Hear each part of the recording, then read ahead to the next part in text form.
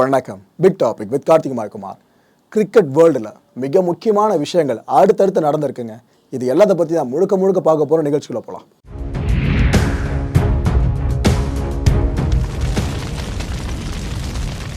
இந்த ஆசிய கோப்பை கிரிக்கெட் தொடர் இருக்குல்ல, அதில் சூப்பர் 4 சுற்றோட கடைசி போட்டி நேற்றுக்கு நடந்து முடிஞ்சது.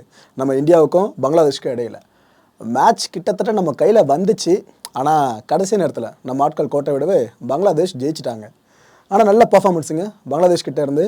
ஆனால் நம்மளோட முழுமையான பலம் கொண்ட இந்திய அணி நேற்றுக்கு களமிறங்கலை. முக்கியமான வீரர்களுக்கு ஓய்வு கொடுக்கப்பட்டிருந்துச்சு, பார்த்துருப்பீங்க நம்புகிறேன். நேற்றுக்கு நடந்த போட்டியில் முதல்ல பேட் பண்ண பங்களாதேஷ் பார்த்தீங்கன்னா 50 ஓவர்கள் முடிவில் 8 விக்கெட்டுகளை இழந்து 265 ரன்ஸை குவிச்சாங்க. இதை தொடர்ந்து 266 அப்படின்ற டார்கெட்டை நோக்கி நம்ம இந்தியன் பேட்டர்ஸ் களமிறங்க ஆரம்பித்தாங்க. போராடினாப்பில் முடிஞ்ச அளவுக்கு போராடினார். எதுக்காக சிங்குலரில் சொல்கிறேன்னா, வந்த பேட்டர்ஸ்லாம் பட்டு விக்கெட்டை விட்டு போயிட்டே இருந்தாங்க. கில்லு மட்டும்தாங்க ஓரளவுக்கு நின்று போராடிக்கிட்டு இருந்தாப்புல செஞ்சுரியும் போட்டிருந்தாரு. ஆனால் 49.5 ஓவர்கள் முடிவில் நம்மளால் 259 ரன்ஸை மட்டும் தான் குவிக்க முடிஞ்சுது. ஸோ 6 ரன்கள் வித்தியாசத்தில் பங்களாதேஷ் நம்மளை தோற்கடிச்சிருச்சிங்க. இதில் என்ன ஹைலைட்டுனா, ஆசிய கோப்பை வரலாற்றில் பார்த்தீங்கன்னா கடந்த 11 ஆண்டுகளுக்கு பிற்பாடு இந்தியாவை பங்களாதேஷ் வீழ்த்தியிருக்கு இந்த ஆசிய கோப்பை ஓடிஏ ஃபார்மெட்டில். ஓகேவா? ஸோ நேற்றுக்கு நாகினிகளுக்கு கொண்டாட்டமாக அமைஞ்சிருந்துச்சு. ஆனால் நேற்றுக்கு மேட்சை பார்த்தவங்களுக்கு தெரிஞ்சிருக்கும். இந்த மேட்சை காண வந்த ஆடியன்ஸ் இருக்காங்களே, அதில் ஸ்ரீலங்கன் ஆடியன்ஸ்லாம் பார்த்தீங்கன்னா இந்தியாவுக்கு அவ்வளோ சப்போர்ட்டு. ஏன்னா இதுக்கு முன்னாடி இலங்கைக்கு எதிராக இவங்க நாகினி டான்ஸை போட்டு அதுக்கப்புறம் இலங்கை வீரர்கள் இவங்களுக்கு பதிலடி கொடுத்து என்னென்ன கலைபுரம் நடந்துச்சுன்னு பார்த்துருந்தோம். அதுலேருந்து இப்போ வரைக்கும் இந்த பங்களாதேஷ் அணிக்கு எதிராக எந்த அணி விளையாடினாலும் சரி, ஸ்ரீலங்கன் ஃபேன்ஸ்லாம் அந்த அணிக்கு தான் சப்போர்ட் பண்ணுவாங்க. பங்களாதேஷை எதிர்த்து தான் பயங்கரமாக சாண்டோ பண்ணிட்டு இருப்பாங்க. நேற்றைக்கு போட்டியிலும் பார்க்க முடிஞ்சது. ஃபுல்லாக அங்கே வந்திருந்த ஸ்ரீலங்கன் ஃபேன்ஸ்லாம் நாகினி ஆட்டம் போட்டுக்கிட்டே இருந்தாங்க பாருங்க. நம்ம இந்தியன் பிளேயர்ஸ் அடிக்கிற ஒவ்வொரு ரன்னுக்கும் அது அப்படி இருந்துச்சு பார்க்கும்போது. ஓகே, எண்ட் ஆஃப் த டே நேற்றுக்கு இவங்க ஜெயிச்சிட்டாங்க. ஆக்சுவலாக நேற்றுக்கு போட்டியில் நம்ம கில்லு தாங்க 121 ரன்ஸை குவிச்சார். ஒரு பக்கம் விக்கெட்டு பட்டுன்னு விழுது. ஆனால் இந்த மனுஷன் ஆணி அடிச்ச மாதிரி ஒரே இடத்துல இருந்து சம்மடி அடிச்சுக்கிட்டு இருந்தார். 2023 வருஷம் இந்த நடப்பு வருஷம் இருக்குல்ல, இதில் நேற்றைய சதத்தோடு சேர்த்து 6வது சதத்தை பூர்த்தி பண்ணியிருக்காரு. ஒரு பக்கம் விராட் கோலி 5 சதத்தோடு நிற்கிறாரு. இன்னொரு பக்கம் இவர் 6வது சதம். கோட் ஒரு பக்கம் பர்ஃபார்மன்ஸில் பின் எடுத்துக்கிட்டு இருக்கு கோலி. இன்னொரு பக்கம் பேபி கோட்டும் அதோட வேலையை கச்சிதமாக பண்ணிக்கிட்டு இருக்கு. நம்மளோட மிகப்பெரிய கோட்டான சச்சின் அவர்களும், சச்சின் அவர்களுக்கு அடுத்தபடியான கோட்டான கோலி அவர்களும் கூட செய்ய முடியாத சில விஷயங்களை இந்த பேபி கோட் இப்போ செஞ்சுருக்குங்க. என்னன்னா, ஓடிஏ ஹிஸ்ட்ரியில் எடுத்துக்கிட்டிங்க அப்படின்னா, இந்த ஒரு நாள் கிரிக்கெட் போட்டிகள் வரலாற்றிலே எடுத்துக்கிட்டிங்கன்னா 32 இன்னிங்ஸில் அதிக ரன்கள் குவிச்ச வீரர் அப்படின்ற பெருமை நம்ம கில்லு கிடச்சிருக்கு. இது வரைக்கும் அவர் குவிச்சிருக்க ரன்ஸ் பார்த்தீங்கன்னா 1712. எத்தனை? 32 இன்னிங்ஸில். ஆவரேஜ் பார்த்தீங்களா 63.41. ஸ்ட்ரைக் ரேட்டை பாருங்க 101.6. நாம் இவரை பேபி கோட்னு சொல்லிக்கிட்டு இருக்கோம்ல, இந்த டைமை சில மாதங்களை கூட மாற்றிடும் போல இருக்கு. இவரை கோட்னே ஸ்ட்ரைட்டாக சொல்லிடலாம் போல இருக்கு. ஏன்னா பர்ஃபார்மன்ஸ் அப்படி தாங்க ஒரு மேட்ச்லேயும் மேலே போய்கிட்டு இருக்கு. நம்ம ரோஹித் அவர்கள் நேற்றுக்கு போட்டியில் டக் அவுட்டு பார்த்துருப்பீங்க நம்புகிறேன். 2 பந்துகள் தாங்க ஃபேஸ் பண்ணார். ஒரு ரன் கூட அடிக்கலை, மனுஷன் காலி. நேற்றுக்கு போட்டியில் இந்தியா தோத்துச்சுலங்க. இதன் மூலமாக நம்ம ரோஹித் அவர்களோட கேப்டன்ஷிப் ஆதிக்கம் இருக்குல்ல, அதுக்கு ஒரு முற்றுப்புள்ளி வைக்கப்பட்டுச்சு. அதாவது ரோஹித் சர்மா அவர்கள் இந்த ஆசிய கோப்பையில் கேப்டனாக செயல்பட்டு தொடர்ந்து வெற்றிகளை மட்டும்தான் குவிச்சிக்கிட்டு இருந்தார் நம்ம இந்திய அணிக்காக. ஆனால் நேற்றுக்கு போட்டியில் இந்த ஆதிக்கத்துக்கு முற்றுப்புள்ளி வைக்கப்பட்டிருக்கு. வின்னு நாட் ரிசல்ட்டு, வின்னு லாஸு. நேற்றுக்கு போட்டியில் நம்ம லிட்டரலாக ஜெயிச்சிருக்கலாம். அக்சர் களத்தில் நின்று இருந்தார் தொடர்ந்து அப்படின்னா. ஆனால் பேட் லைக் தோத்துட்டோம். நேற்றுக்கே முக்கியமான போட்டி கிடையாது. அதாவது நம்ம ஃபைனல்ஸ்க்கு போயிட்டோம். அதனால் நேற்றுக்கு போட்டின்றது சம்பிரதாய போட்டி தான். ஏன்னா அதில் பங்களாதேஷ் ஜெயிச்சாலும் அவங்களால அடுத்த சுற்றுக்கு போக முடியாது. ஆல்ரெடி ஸ்ரீலங்கா குவாலிஃபை ஆகிட்டாங்க. ஸோ சம்பிரதாய போட்டி நேற்றுக்கு நடந்துச்சு. இதனாலே நம்ம இந்திய அணி என்ன பண்ணிட்டாங்க, கீ பிளேயர்ஸ்க்கு கொஞ்சம் ஓய்வு கொடுத்துட்டு இந்த பெஞ்சில் இருந்தாங்களே அந்த பிளேயர்ஸ்க்கு வாய்ப்பு கொடுத்தாங்க. அப்படி உள்ளே வந்த 2 பேர் தான், ஒருத்தர் திலக் வர்மா, இன்னொருத்தர் நம்ம ஸ்கை சூரியகுமார் யாதவ் அவர்கள். என்ன ஆயிடுச்சு, திலக் வர்மா 5 ரன்ஸ் மட்டும் தாங்க எடுத்தார். ஆக்சுவலாக ஓடிஐயில் டெபியூ மேட்ச் இது அவருக்கு. முறையாக சர்வதேச ஓடிஐ ஃபார்மெட் இருக்குல்ல, அதில் இவர் அறிமுகமாகினார். ஆனால் 5 ரன்ஸ் மட்டும் தான் அவரால் குவிக்க முடிஞ்சது. மிகப்பெரிய ஏமாற்றங்க அவருக்கு. இவரை தொடர்ந்து நம்ம சூரியகுமார் யாதவ் அவர்கள் 26 ரன்ஸை ஸ்கோர் பண்ணார். ஆக்சுவலாக இது போல வாய்ப்புகள் கிடைக்கிற வாய்ப்பை அவங்க கரெக்டாக பயன்படுத்தி அதில் ஷைன் பண்ணிட்டாங்கன்னா டீம் மேனேஜ்மெண்ட் யோசிக்க ஆரம்பிச்சிருவாங்க. இந்த பையன் நல்லா பண்ணுறாரு, தொடர்ந்து வாய்ப்பு கொடுக்கலாமேன்னு சொல்லிட்டு. நேற்றுக்கு இந்த வாய்ப்பு 2 பேரும் மிஸ் பண்ணிட்டாங்க. அதுவும் ஸ்கையை பற்றி ஒரு விஷயம் சொல்லணும். தொடர்ந்து ஒரே ஸ்ட்ரைக்கை மடக்கி ஆடிட்டே இருந்தார். அது பவுலர் ஈஸியாக கணிச்சிருவாங்களே, இந்த பேட்டருக்கு எப்படி போட்ட விக்கெட்டை தூக்கலான்ட்டு. அதே போல தாங்க நேற்று டெம்ப்ளேட்டாக அந்த விக்கெட் அமைஞ்சிருந்துச்சு. தொடர்ந்து அப்படியே ஆடிட்டு இருந்தவர் ஒரு பால் அப்படி மாற்றி போட்டாப்புல முடிஞ்சு போயிடுச்சு. உள்ளே போய் ஸ்டம்பில் அடிச்சது, ஒரு அவுட் ஆடி வெளியே போயிட்டே இருந்தார். ஆனால் சூரியகுமார் யாதவ் மட்டும் நேற்றுக்கு ஸ்டாண்ட் பண்ணியிருந்தாருன்னா கண்டிப்பாக நம்ம தான் அங்கே மேட்ச் ஜெயிச்சிருப்போம். மிஸ் ஆகிடுச்சு. கோலி இல்லாததோட விளைவை நேற்றைய போட்டியில் பார்க்க முடிஞ்சுது. ஏன்னா மற்ற பேட்டர்ஸ்க்கும் கோலிக்கு இருக்க வித்தியாசம் என்னென்னா, இந்த ஒன்ஸ் அண்ட் டூஸை எடுத்துக்கிட்டே இருப்பார். இந்த அவர் கூட ஆடுற அந்த பார்ட்னர்ஷிப்போடு ஆடிட்டு இருக்கால பேட்டர், அவரை ஓட வச்சுக்கிட்டே இருப்பார். இந்த ஓடிஐ ஃபார்மெட்டில் நம்ம பவுண்டரி சிக்ஸஸில் அதிகமாக ஃபோக்கஸ் பண்ணுறதை விட இது போல் 1-2 அதிகமாக எடுத்துக்கிட்டே இருக்கணும். நேற்றுக்கு போட்டியில் மட்டும் இது பர்ஃபெக்டாக நடந்திருந்தா நமக்கு இன்னும் வெற்றி வாய்ப்பு பிரகாசமாக இருந்திருக்கும். ஆனால் நடக்கலை. அதை செய்கிற ஒரே பிளேயரை நம்ம இந்தியன் டீமில் பார்த்துக்கிட்டு இருக்கிறது விராட் கோலியை. அந்த மனுஷன் இதுக்கு மேட்ச்சில் இல்லை. ஏன்னா கீ பிளேயரில் ஓய்வு கொடுத்துட்டு அவர் இடத்துல இன்னொருத்தர் இறக்கி விட்டாங்க. ஆனால் அது நேற்றுக்கு பலன் அளிக்கலை. ஆனால் நம்ம கோலி சும்மா சொல்லக்கூடாதுங்க, செட்டாக புடிச்சா பையன் நேற்று ஒரு வேலையை பார்த்தாப்புல. இந்த ட்ரிங்க்ஸ் பிரேக்லாம் வரும் பார்த்தீங்களா, அந்த டைமாக இருக்கட்டும், மற்றபடி வீரர்களுக்கு தேவையான பொருட்களை கொடுக்குற டைமாக இருக்கட்டும், செட்டாக பண்ணார் பாருங்க. நேற்று டான்ஸ்லாம் ஆடிக்கிட்டு அங்கேருந்து அந்த ஒவ்வொரு விஷயத்தையும் தூக்கிக்கிட்டு வந்து அதெல்லாம் அளப்பற வேற லெவலில் இருந்துச்சு. இதெல்லாம் கோலி ஃபேன்ஸால் மட்டும் தான் முழுமையாக ரசிக்கவே முடியும். நம்ம சுரேஷ் ரெய்னா அவர்கள் சின்ன தலை, அவர் இப்போ கோலியை பற்றி என்ன சொல்லியிருக்காருன்னா, கோலி ஒரு கன் பிளேயருங்க. 35 ஓவர்லேருந்து 40 ஓவர்ஸ் வரைக்கும் கோலி மட்டும் பேட் பண்ணிட்டே இருக்கார் அப்படின்னா அவ்வளோதான், உலக கோப்பையை இந்தியா கண்டிப்பாக ஜெயிச்சிரும். இவ்வளோ ஓவர்ஸ் வரைக்கும் கோலி நின்ட்டாலே முடிஞ்சு போயிடுச்சு, ஜெயிச்சு கொடுத்துருவார் அப்படின்னு மிகப்பெரிய வார்த்தைகளை கோலி சார்ந்து நம்ம ரெய்னா அவர்கள் பயன்படுத்தியிருக்காங்க. இன்னொரு பக்கம் நம்ம அக்சர் பட்டேலை பற்றி நம்ம கண்டிப்பாக பேசியே ஆகணும். எதிர்பார்க்கவே இல்லை அக்சர் பட்டேல் இப்படி பர்ஃபார்ம் பண்ணுவார்னு, சத்தியமாக எதிர்பார்க்கலங்க. நேற்றுக்கு போட்டியில் அவரோட பர்ஃபார்மன்ஸ் இருக்கு, ஒரு நாயகன் உதயமாகிட்டான் அப்படி தான் சொல்லணும். கிடைச்ச வாய்ப்பை பர்ஃபெக்டாக பயன்படுத்தினாருங்க நேற்றுக்கு போட்டியில். அதுவும் நான் பவுலிங்கை பற்றி சொல்கிறேன்னு நினச்சிட்டு இருப்பீங்க, பேட்டிங்கில் சொல்லிக்கிட்டு இருக்கேன். ஐபிஎல்ல அவர் எப்படி நல்லா பேட் பண்ணால் நம்மளுக்கு தெரியும். அதே ஃபார்மை இங்கே இந்த பங்களாதேஷ் அணிக்கு எதிரான நேற்றைய போட்டியில் இவர் வெளிக்கொண்டு வந்திருந்தார். அதாவது 34 பந்துகளை ஃபேஸ் பண்ணி 42 ரன்ஸை குவிச்சாருங்க. அதில் பவுண்டரிஸ் மட்டுமே 3, சிக்ஸர்ஸ் 2, ஸ்ட்ரைக் ரேட் 123.52. ஒரு கட்டத்தில் பங்களாதேஷ் பவுலர்ஸ்லாம் மிரள்றாங்க, என்னப்பா இது நம்ம கிட்ட வர்ற மேட்ச்சு, இந்த பையன் வேறு லெவலில் ஆச்சு பின்னி படம் எடுத்துகிட்டு இருக்காருன்னு அவங்க ஒரு பக்கம் அலற ஆரம்பித்தாங்க. பேட்டிங் பர்ஃபார்மன்ஸ் அப்படி இருந்துச்சுங்க. இந்த பீட்டெல்லாம் பெருசாக ஆகவே இல்லை, வர்ற பாலெல்லாம் தூக்கி பட்டு அடிக்க ஆரம்பிச்சார் ஒரு கட்டத்தில். நாம் நினச்சோம் ரைட்டு நம்ம பக்கம் மேட்ச் திரும்புது, நாம தான் ஜெயிச்சிரோன்னு சொல்லிட்டு. ஆனால் பேட் லக், இவரோட விக்கெட்டு பறி கொடுக்கப்பட்டு மேட்ச் அப்படியே பங்களாதேஷ் வசம் போயிடுச்சுங்க. ஆனால் இன்றைக்கி பங்களாதேஷ் வீரர்கள் ஒரு வேலையை பார்த்தாங்க, கண்டிப்பாக தெரியாமல் தான் பார்த்துருப்பாங்க தெரியுது. ஆனால் நேற்று போட்டி விறுவிறுப்பு இருக்குல்ல, அது இன்னும் அதிகமாக்குற மாதிரி அது மாறிடுச்சு.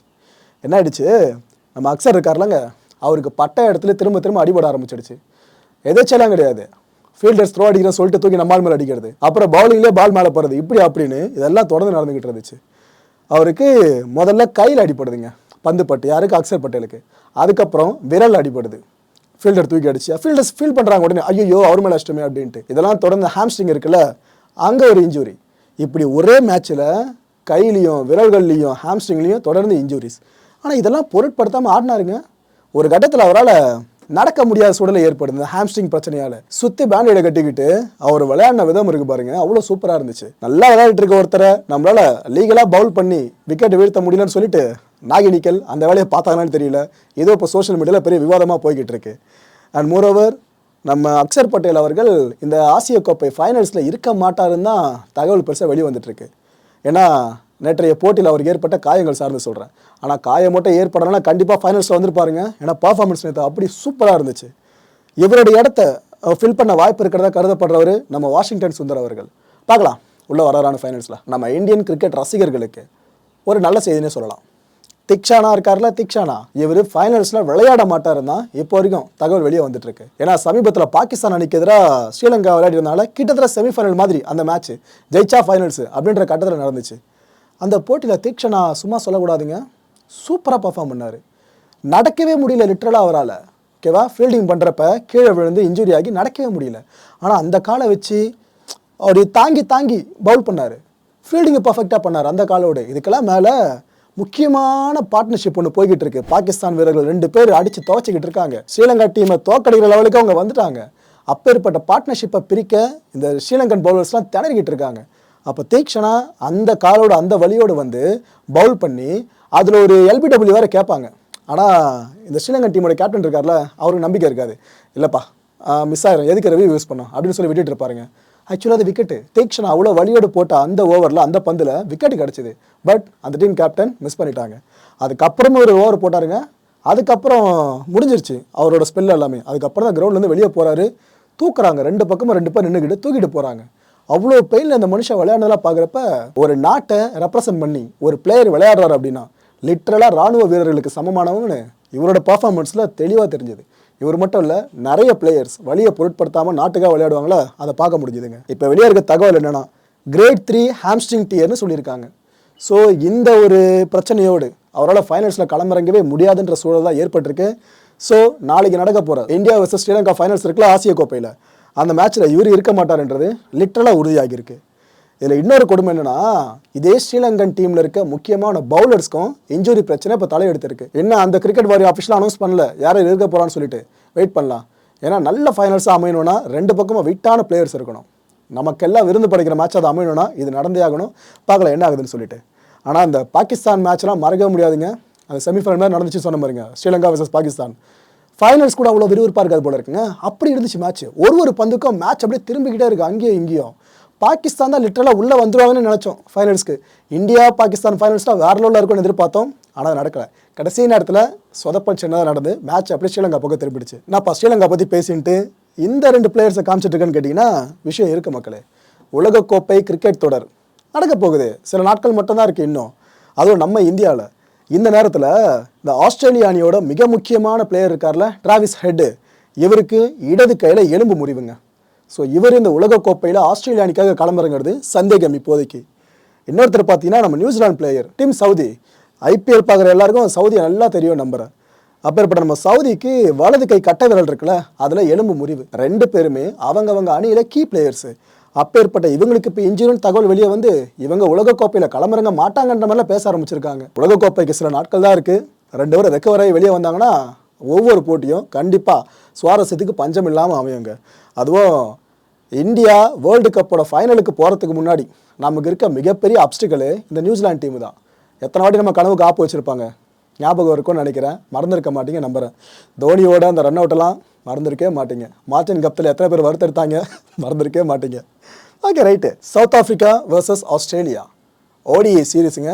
5 போட்டிகளை கொண்ட ஒரு நாள் கிரிக்கெட் தொடர். இதில் 4வது போட்டி நடந்துச்சுங்க.